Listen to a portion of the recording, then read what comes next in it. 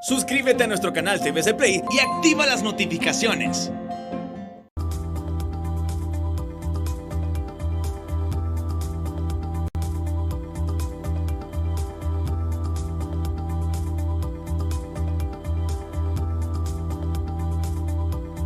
Muy buenas, bienvenidos al banquillo, gracias por estar con nosotros. Les saludamos desde los estudios de TSI. Hoy vamos a revisar la situación financiera de nuestro país, cómo está la proyección del Banco Central de Honduras, expectativas de un año complejo para Honduras y qué nos depara el 2022. Estamos en año político. Don Wilfredo Cerrato, qué gusto saludarlo. ¿Cómo está el Banco Central de Honduras en este último semestre del año? Siendo un placer, ya días no teníamos la oportunidad de compartir con usted y sus televidentes. Estamos bien, como usted lo dice, un año de retos, el año anterior también. Sin embargo, si hacemos un resumen, los resultados que se había propuesto el BCH se están logrando. Y esto lo vamos a ir conversando, tiene que ver, por supuesto, por el quehacer del sector privado. Recordemos que el 80%, alrededor de un 80% de la generación de empleo, de la inversión, viene del sector privado. El gobierno, el Estado, las instituciones del Estado, lo que debemos de hacer cada quien en nuestra área es precisamente crear esas condiciones, esos ambientes precisamente para mayor inversión, para mayor generación de empleo y mayor bienestar para los ciudadanos.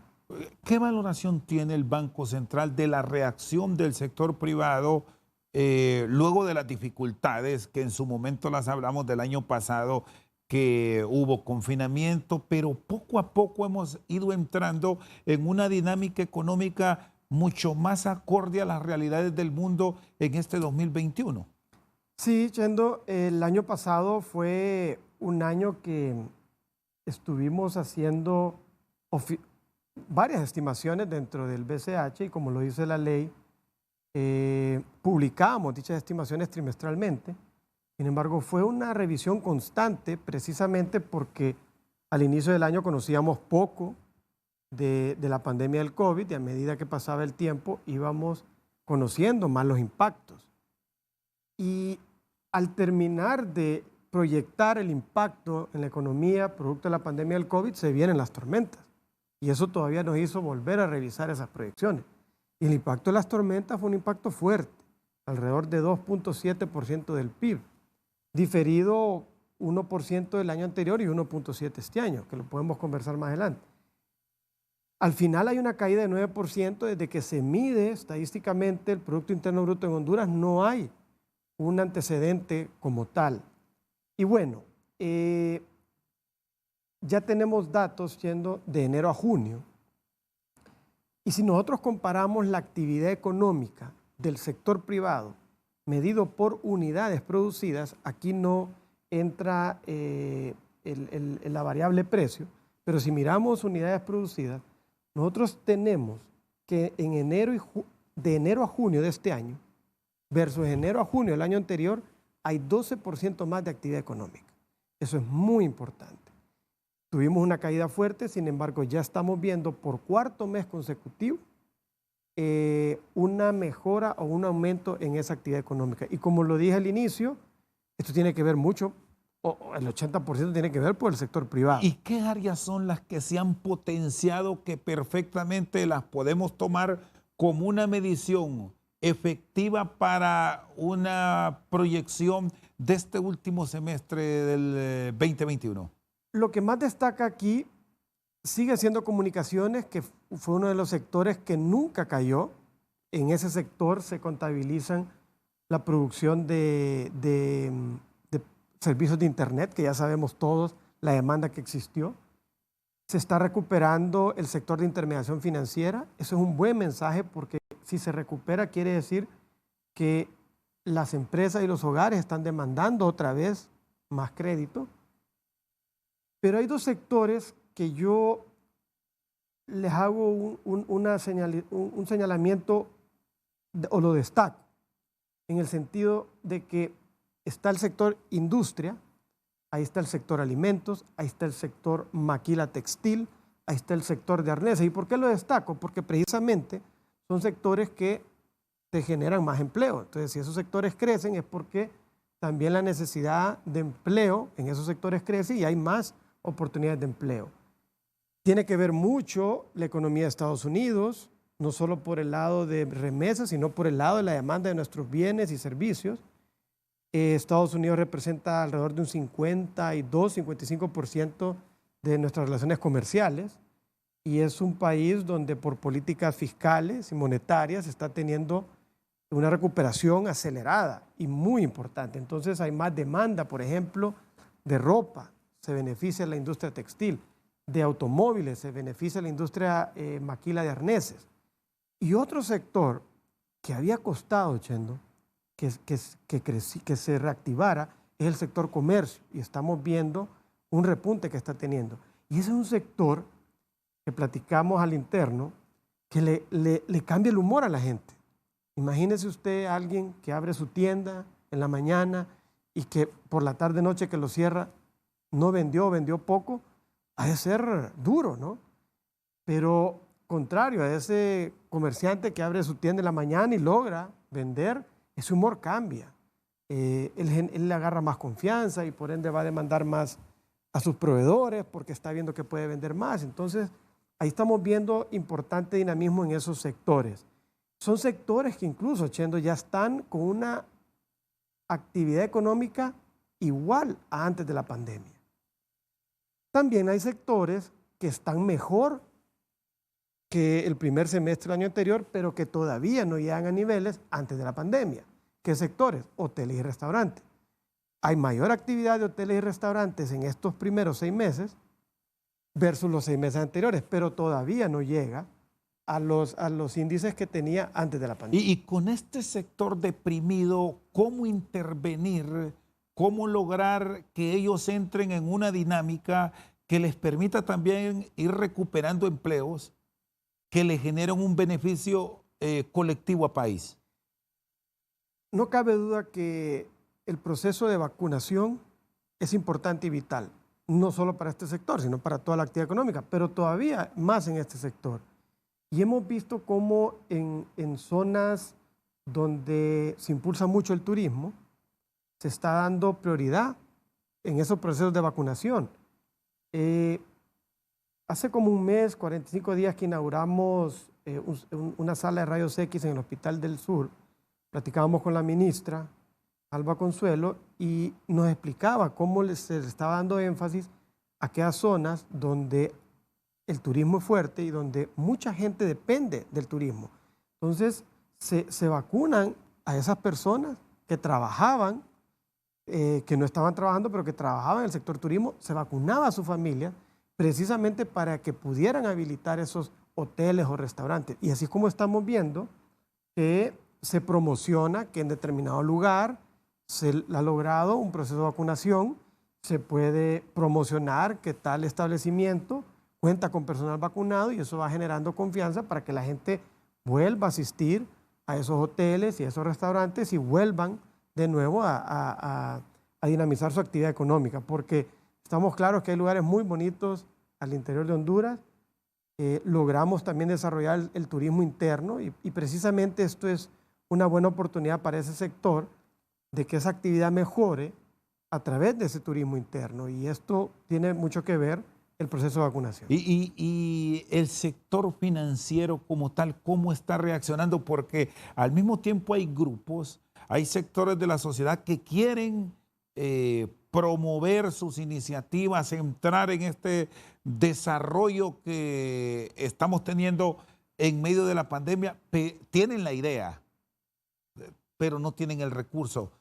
¿Cómo están revisando esa incursión de ayuda a estos grupos? Importante, Chendo. Primero, antes de la pandemia, el crédito crecía en un promedio, o terminó creciendo antes de la pandemia, en un promedio de 8%. ¿Ok? Un buen nivel de crecimiento del crédito. Cerró el año anterior en 3%. ¿Ok? Seguía creciendo, pero creciendo menos. Hoy estamos creciendo a un ritmo de 4%, mayor al 30 de diciembre, pero apenas a la mitad. O sea que todavía hay un margen ahí de crecimiento. Como Banco Central de Honduras, hemos tomado políticas monetarias para que la liquidez no sea un problema, ¿verdad? Para que los bancos tengan la suficiente liquidez para atender las demandas de las empresas y los hogares. También se hizo una reducción de la tasa de política monetaria que está en sus niveles más bajos de los últimos años y eso precisamente tiene su impacto en el costo del dinero. Aparte, siendo de medidas normales que hace el Banco Central de Honduras, creamos los fondos de garantía para que precisamente aquel que tiene una idea, pero que tiene un poco de dudas y que el banco también tenga un poco de dudas, esas dudas se minimicen a través de los fondos de garantía que pone el Banco Central a través de un fideicomiso. Entonces, alguien tiene la idea, el banco tiene los recursos, reducimos la incertidumbre tanto del que tiene la idea como del banco a través de esos fondos de garantía, que precisamente ¿qué hacen esos fondos de garantía? Si alguien no tiene las suficientes garantías que dar a los bancos, a través de ese fondo de garantía se da un complemento. Y los complementos pueden llegar hasta un 90% para los microempresarios.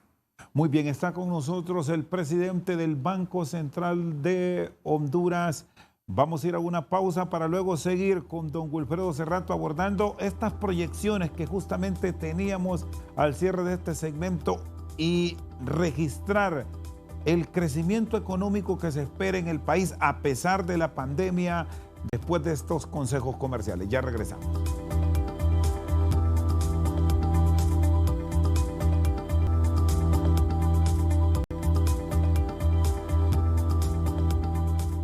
Seguimos esta noche al banquillo. Está con nosotros el señor presidente del Banco Central de Honduras, don Wilfredo Cerrato.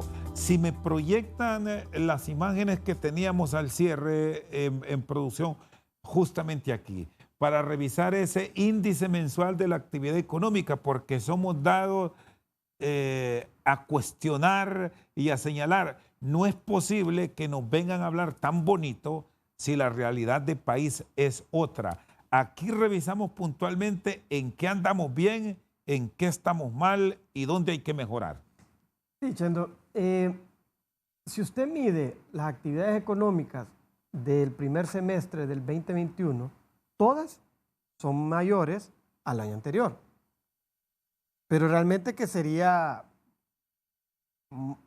muy pobre que ese análisis llegara hasta ahí, porque por supuesto que en estos primeros 6 meses la producción es mayor.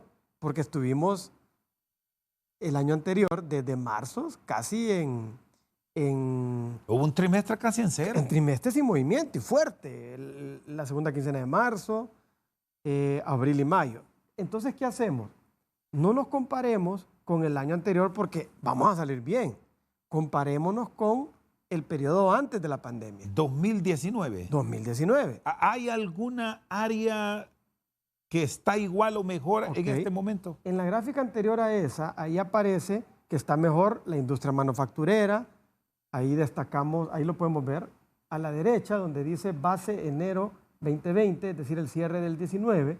Ahí podemos ver todas esas actividades que están por encima de una línea separada que dice 100%. Quiere decir que todas esas actividades, electricidad y agua, industria manufacturera, comercio que le mencionaba, intermediación financiera, correo y telecomunicaciones, están mejor que antes de la pandemia. Pero la gráfica siguiente nos dice que esos otros sectores están mejor que el año anterior, pero todavía no estamos mejor que el año antes de la pandemia. ¿Quiénes están ahí? Minas y canteras, transporte y almacenamiento, construcción, agricultura, hoteles y restaurantes. Entonces, sí estamos mejor que el primer semestre del año anterior. Deberíamos. Porque el primer semestre del año anterior estuvimos la mitad de ese semestre encerrados. Ahora, el tema agrícola, aquí es fundamental porque de ahí depende gran parte incluso del fortalecimiento de nuestra moneda nacional. El impacto que dejaron las tormentas tropicales, ya hoy lo estamos sintiendo, porque incluso muchos sectores, aún en este mes de agosto, casi a un año, no han arrancado. Buen punto, y esto nos nos dice cómo fue el impacto de esas tormentas. A nivel de producción, aquí no estamos viendo, Chendo, lo que cuesta ir a arreglar la infraestructura que se perdió. No, aquí solo estamos midiendo lo que se dejó de producir. En tiempos normales estimábamos que íbamos a producir 100, pero después de las tormentas estimamos que se va a producir 90, por decir algo, menos. Entonces, ¿qué tenemos ahí? Porque alguien puede decir, pero espérate, si el precio del café está bueno, el precio del aceite de palma está bueno. Sí, pero imagínense que fue tal el impacto en las unidades producidas del sector banano que ahí vemos que la agricultura está mejor que el año pasado, pero no está a los mismos niveles del 2019. Y básicamente ocasionado por el rubro banano. En café, lo que se pudo haber perdido por tormentas se ha compensado por precios. Tenemos unos precios muy buenos. En aceite de palma también, lo que se pudo haber perdido, lo compensamos en precios. Pero en banano, el precio casi está igual, pero el volumen... No hay producto. Pero el volumen se perdió fuerte. Y es tal el banano, que es el segundo rubro de mercancía general que más genera divisas, el segundo después del café, que su caída es significativa y que ahí lo vemos. La agricultura todavía no está a los niveles del año de la pandemia, básicamente por el rubro banano. Nos ha salvado precios de café, precios de aceite de palma que son mejores a los años anteriores. Entonces ahí tenemos un efecto del banano en la agricultura. Por lo demás, hemos tenido buenas producciones de granos básicos, que eso ha contribuido a que la inflación no se salga del rango. ¿El sector ganadero cómo está? El sector ganadero se ha mantenido creciendo. El sector que básicamente se ha afectado es el sector agricultura y básicamente por el rubro banano. Y los incentivos que se promovieron a nivel del gabinete económico, ¿qué impacto han tenido? ¿Han llegado a sobre todo al pequeño productor que tiene economías de subsistencia y un poco para ir ampliando sus unidades productivas? ¿Se ha logrado llegar a ellos? Buena pregunta, Chendo. Mire, si a mí me tocara dar recomendaciones, yo sugeriría, y lo hemos hablado a nivel del gabinete, que hay que cuidar al productor de alimentos básicos, ¿ok? Porque alrededor de 1/3 de la inflación está determinado por los productos de alimentos básicos. Quiere decir que si tenemos una buena oferta o una buena producción de alimentos básicos, ya solventamos 1/3 del problema de la inflación. También, Chendo, cuando hay bienes o servicios con precios bajos, llega un momento que el productor se desanima y cambia de rubro.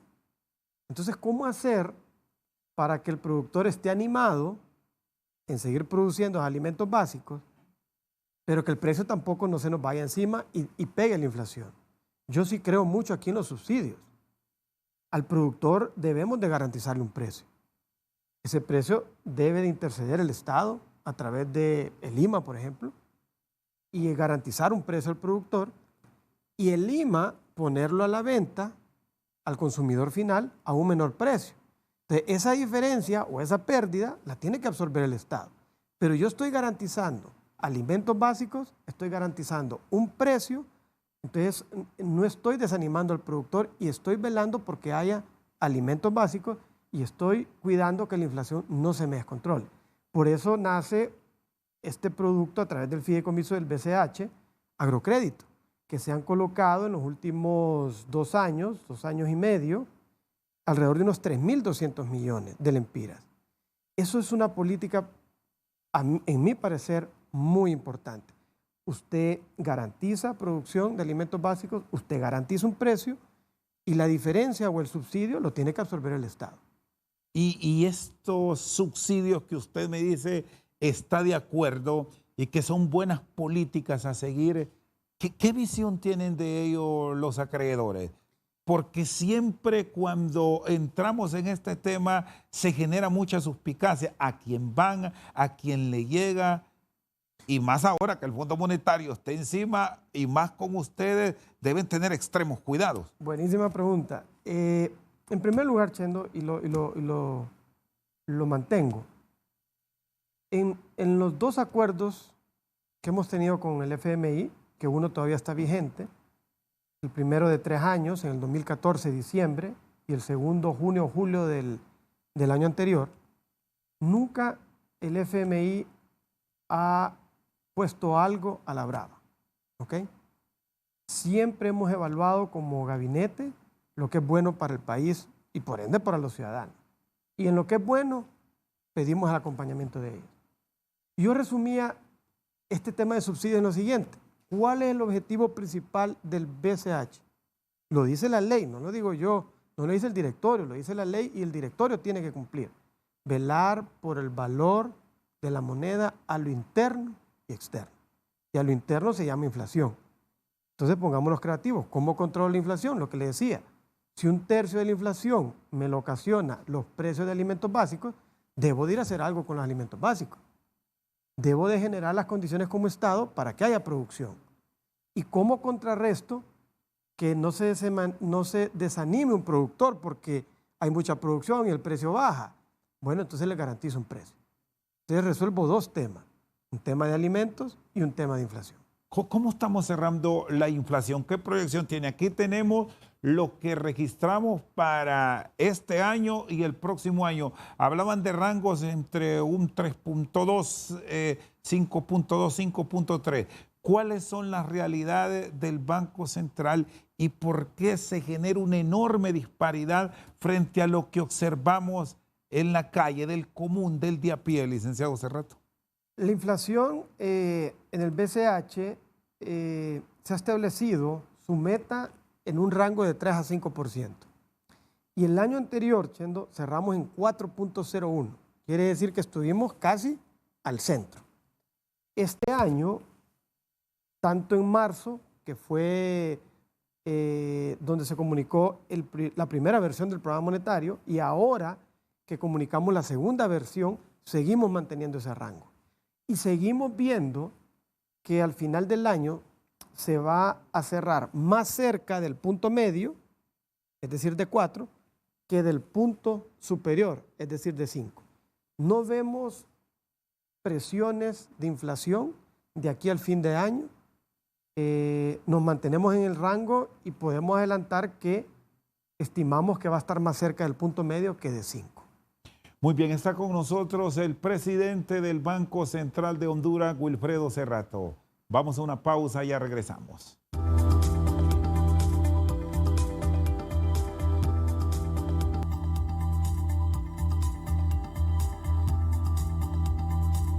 Seguimos al banquillo, está con nosotros el señor presidente del Banco Central de Honduras, don Wilfredo Cerrato.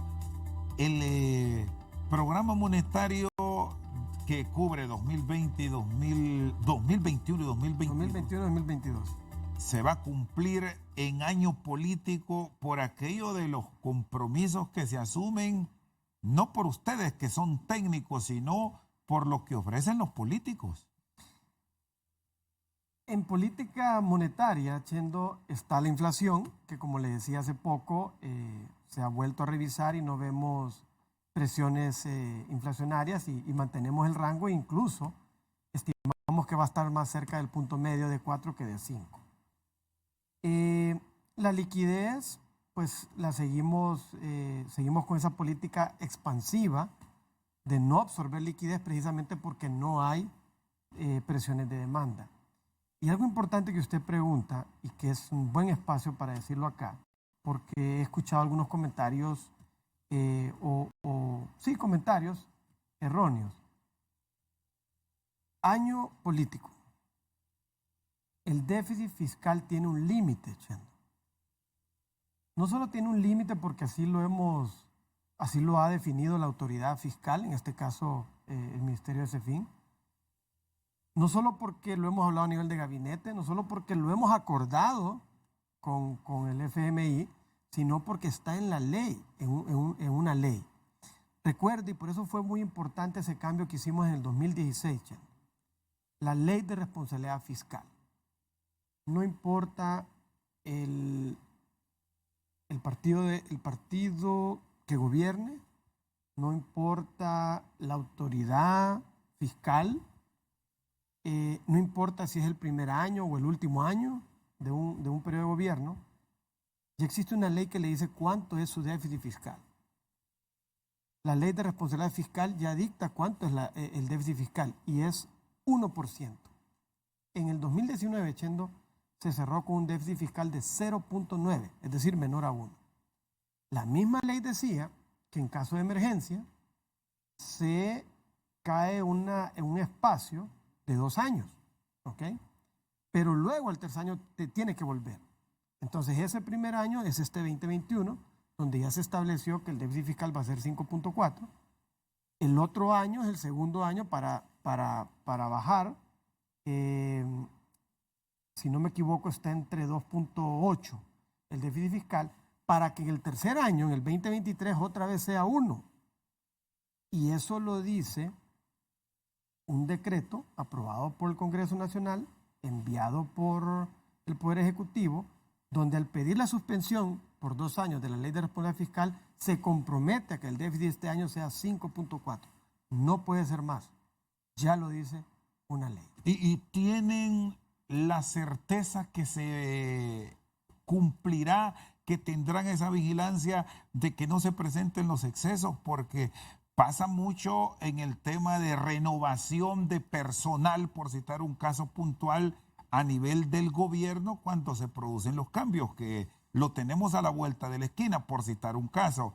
Y si vamos revisando algunos otros factores dentro del mercado, ahí nos encontramos una institución que nos genera siempre muchas dificultades en esto, la NE. Y usted conoce muy bien de eso. Sí. Mire, Chendo, si nosotros comparamos los gastos del gobierno central en estos 7, 8 meses, vamos a decir 7 meses, y lo comparamos con los 7 meses anteriores, y voy a decir 100 por poner un ejemplo. Si el año anterior era 100, este año son 120. 20% más de gasto. Es bastante. Ahora, si desglosamos ese 20% de aumento, solo 5 son por sueldos y salarios. 15 son por otros gastos o transferencias. Y ahí tiene que ver mucho la inversión que se ha hecho en temas de salud. Entonces, siendo un 25% del gasto se fue a salario, pero no el 50, ni el 70, ni el 80, no, un 25%.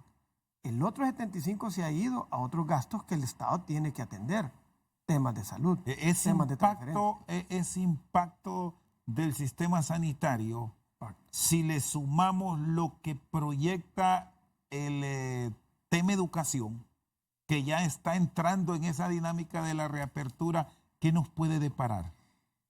Todavía hay espacios para hacer ese tipo de inversiones. Y por eso es muy importante, Chendo, cuando una persona, una empresa y por supuesto una nación se rige el presupuesto. Porque ya ese presupuesto dice que el déficit fiscal va a ser 5.4. No puede ser más. No hay partidas presupuestarias, no hay un marco legal para gastar más. Y voy a decir lastimosamente porque todavía hay un espacio para llegar a ese 5.4 porque la inversión pública no ha llevado el ritmo que estimábamos. Muy bien las atenciones de transferencias condicionadas, de transferencias a otras instituciones, lo relacionado a los procesos de vacunación, pero nos falta más agilidad en inversión pública y todavía tenemos ese espacio, ¿verdad? Sin el riesgo de pasarnos de ese 5.4. Además de que yo le aseguro que cualquier funcionario no va a buscar pasarse del 5.4 porque no es legal. Entonces, tenemos un presupuesto, ya está estimado ese déficit fiscal y ese déficit fiscal se estima porque ya hay una capacidad de endeudamiento, ¿verdad? Al cual el Estado le puede hacer frente. ¿Qué tanto respiro dará la revisión de programas puntuales en instituciones bajo intervención? si vemos el resultado de, bueno, alrededor de un 40-50% de los presupuestos son salarios, así que tiene un alto impacto tener un orden ahí. Ahora, yo veo que también esa intervención no solo debe quedarse ahí, sino que si usted presupuestó hacer una inversión, hágala. ¿Cuánto trabajo ocasionó dejar una partida presupuestaria? El año anterior, la autoridad fiscal preparando un presupuesto, irlo a defender a un congreso, que se apruebe, que lo tenga disponible y que no se use. Y lo peor es que eso genera un bienestar. En el servicio público, Chendo, no ejecutar el presupuesto es incorrecto.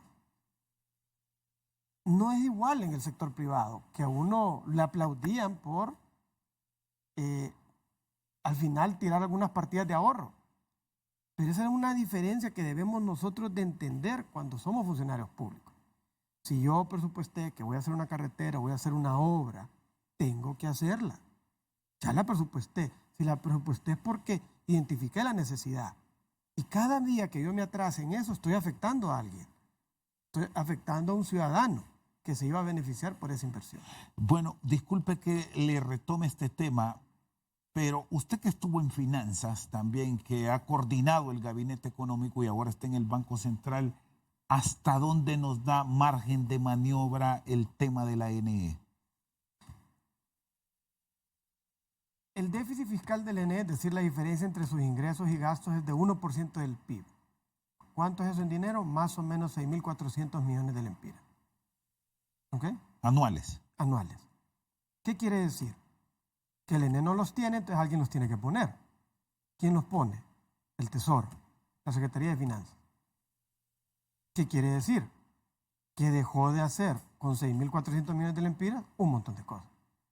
Y eso es un montón de cosas. Entonces sí es un problema que le está costando año por año tomar 6.400 millones y destinarlo a, ¿qué serán esos? Son 280 millones de dólares. Y esto aquí lo están planteando, licenciado, hace rato como un barril sin fondo, porque si no se hace Es que lastimosamente así es. una acción concreta, Así el otro año no van a ser 6.500, van a ser más. Bueno. Hoy, este año se estima que va a ser 1%, antes era menos. Usted lo dice correctamente, está aumentando. Entonces, da pesar, es una lástima, es una pena, porque esos recursos que yo podría destinar para hacer una carretera, con 280 millones de dólares yo le hago una carretera, tronco de carretera. Me podría dar el lujo de conectar a Mapala con tierra firme, 100, 120 millones de dólares que puede costar un puente. Atención en educación, que usted lo ha planteado. Entonces, es un problema que hay que resolver. Y ahí hay muchas cosas que hay que hacer todavía, no solo es una, ¿verdad? Son muchas cosas. O sea, esto no es de 4 meses, de 5 meses, pero son procesos de años. Pero bueno, como tarda tanto recuperarlo, hay que empezar más temprano, pues. Si yo lo resolviera rápido, pues todavía me puedo dar el lujo de andar tomando decisiones despacio, pero no, esto es urgente. Pero aquí, Chendo, se tiene que involucrar muchos sectores, o sea, es un sector que hay muchos intereses. Bueno, incluso la clase política actual debe entrar de lleno en una discusión franca. El Estado tiene que hacer su parte, el ENE tiene que hacer su parte, el concesionario tiene que hacer su parte. Yo entiendo... Bueno, los mismos empresarios que muchas veces los critican. Mire, yo entiendo, porque... yo entiendo los generadores, o sea, ellos están en un negocio para ganar una renta, yo lo entiendo. Yo entiendo que antes, Chendo, el problema era que se había estimado que se iba a quedar con un déficit de producción de energía. Entonces, ¿qué se hizo? Se empezó a motivar a los empresarios para que entraran a generar energía y se les dio un premio, un costo alto hoy, bueno antes, alto hoy. Tuvo un fin lógico y sentido común. Antes de quedarme sin energía, voy a dar un premio para el que me venda energía de aquí a tantos años. Pero hoy, Chendo, con los avances de tecnología, producir energía solar es más barato que lo que costaba hace 7 años. Entonces aquí es donde también, y tiene que ser de mutuo acuerdo, porque hay un contrato de por medio, no puede uno decir, el contrato dice 15 y ahora va a decir 10, no, tiene que ser de mutuo acuerdo, pero aquí es donde también tienen que entrar La voluntad. la voluntad, porque no se puede, hay un problema que no se puede. Y la verdad que si todos pusieran de su parte y lográramos que ese déficit no fuera 6.400 millones al año, sino que cada vez menos, pues el gobierno tendría más recursos para destinarlos a otras actividades de alto impacto. Muy bien, está con nosotros el presidente del Banco Central de Honduras, Wilfredo Cerrato. Vamos a una pausa y ya regresamos.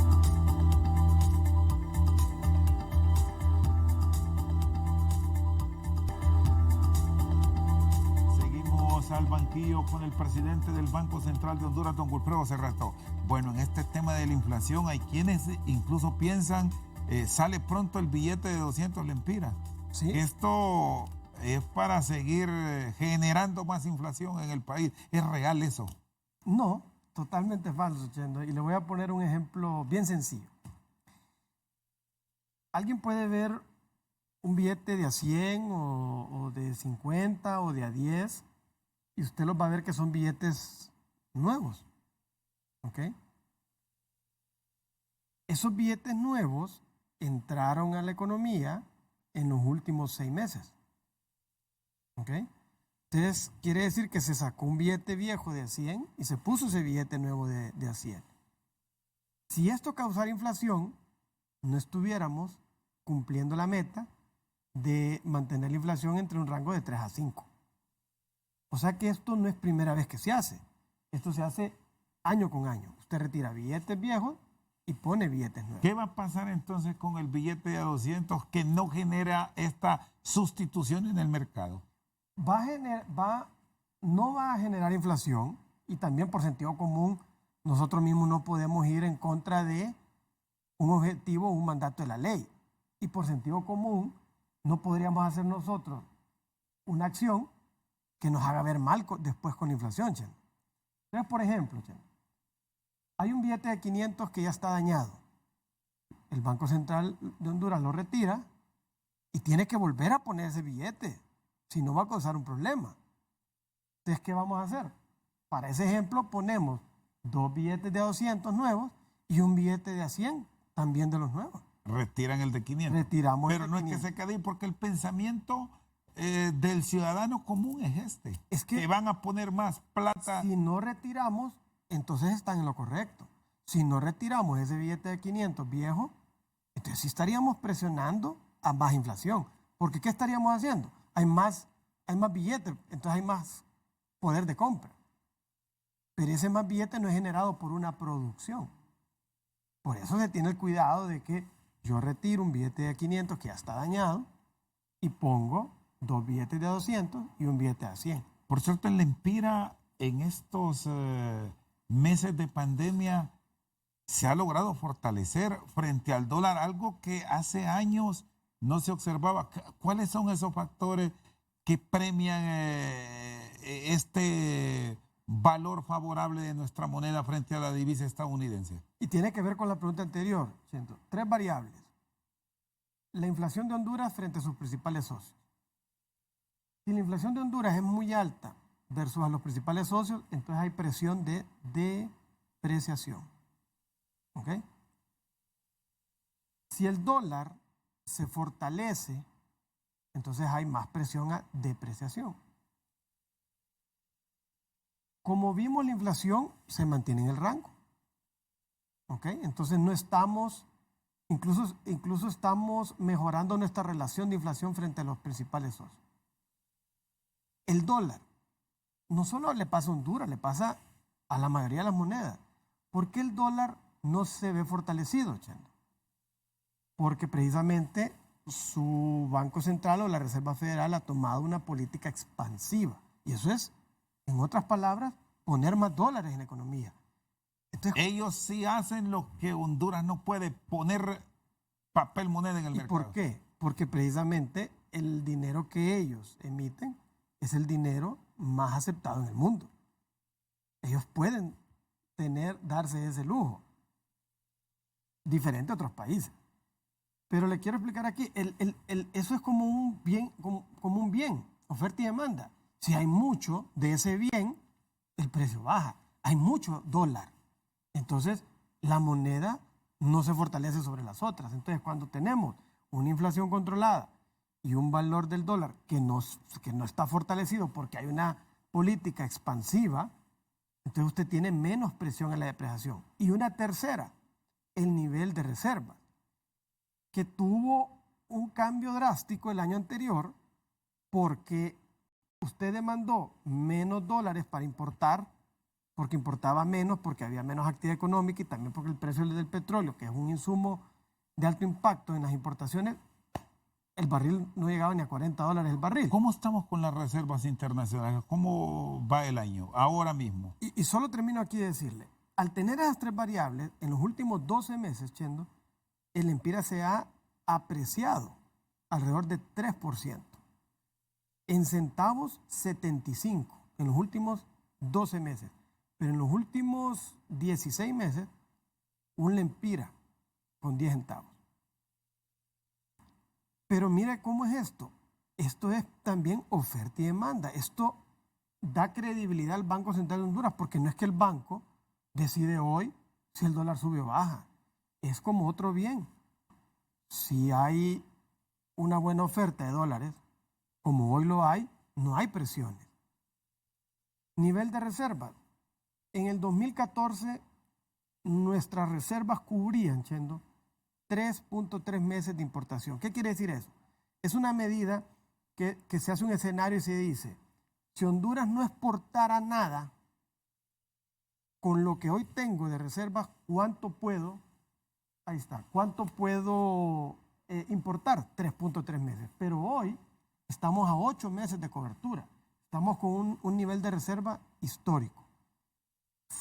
Fuertemente influenciado el año anterior por los financiamientos que recibimos, por la credibilidad que tiene la República de Honduras en el manejo macroeconómico, en la sostenibilidad de la deuda y el reconocimiento a los compatriotas que residen en el extranjero, en su mayoría Estados Unidos, que han enviado y siguen enviando remesas en una cantidad significativa. Siguen creciendo incluso dentro del cierre que hubo en Estados Unidos, ahora con el efecto favorable que allá la economía se abrió. Uno, hoy hay incentivos fuertes en Estados Unidos que precisamente hacen que haya más actividad económica, que precisamente hacen que haya más empleo. El desempleo en Estados Unidos está en sus niveles más bajos desde la pandemia, todavía no antes de la pandemia, pero ya está en sus niveles más bajos desde que inició la pandemia. Y también el desempleo latino, ¿ok? Entonces la gente tiene más empleo y tiene más capacidad de enviar. Ahora, hay otra variable, Chendo. Antes, cuando había más tráfico de viajeros, quiere decir que una buena parte de nuestros compatriotas traían el dinero en sus viajes. Pero hoy, que hay más limitaciones de viaje, se ven obligados a usar las transferencias de banco a banco. Y precisamente las transferencias registran todos esos movimientos. Antes no sabíamos, cuánto traía alguien que venía viajando. Ese valor quedaba fuera de la estadística. Hoy, al usarse más las transferencias de banco a banco, entonces esa parte que antes se venía por los viajeros, ahora se viene por los bancos y estamos viendo también ese incremento. Entonces parte del incremento también es porque ahora se usan más el canal de transferencias de banco a banco. Y también, por supuesto, porque la economía de Estados Unidos crece y ahí están la mayoría de nuestros compatriotas. ¿Con cuánto cerraremos? Promedio, aproximado. Las remesas lo vimos por ahí, si mal no recuerdo, a unos 6.500, 6.800 millones de dólares, con un aumento casi de un 18%.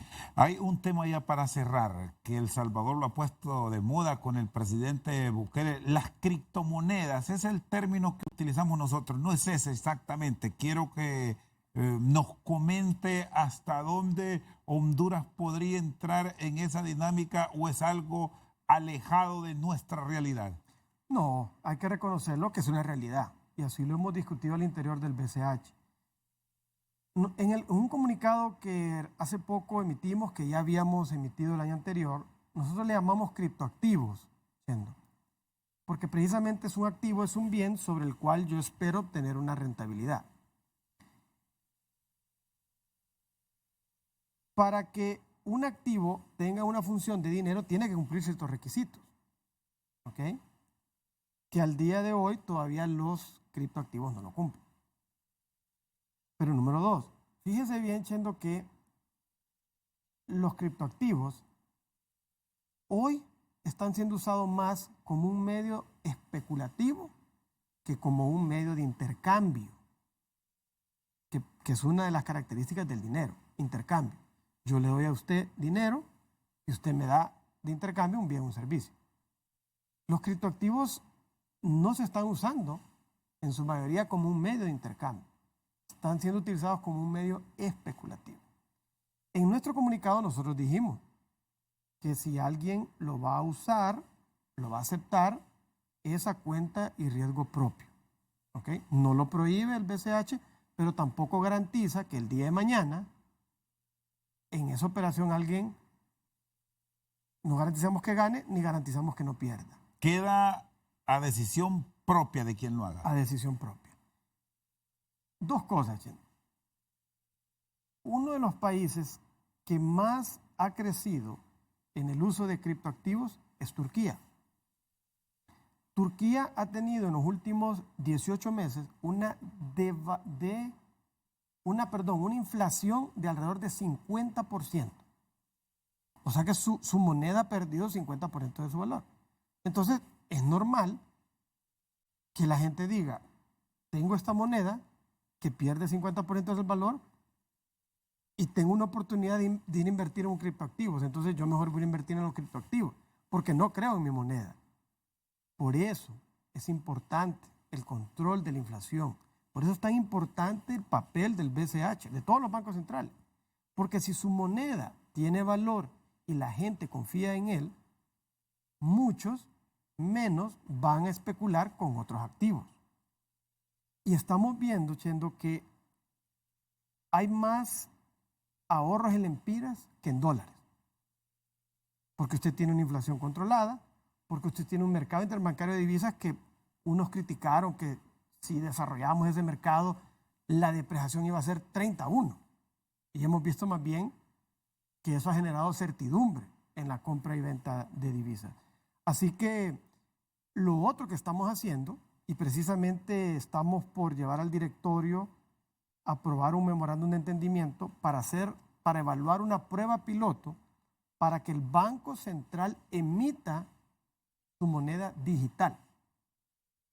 Eso lo han hecho bancos centrales como Singapur, bancos centrales aquí cerca como Jamaica, que ante esa realidad que no podemos ocultar o negar, los bancos centrales tienen que también crear esa moneda digital, pero es una moneda respaldada por los balances del Banco Central de Honduras. Igual, si usted va a comprar un criptoactivo, lo ideal es que usted conozca quién está detrás y quién va a respaldar la emisión de ese activo. En el caso de los bancos centrales, pues lo que respalda la emisión monetaria son sus activos. Muy bien, le agradezco, licenciado Cerrato, muy amable. Gracias a usted. Con nosotros el presidente del Banco Central de Honduras, Wilfredo Cerrato. Por su sintonía, muchas gracias.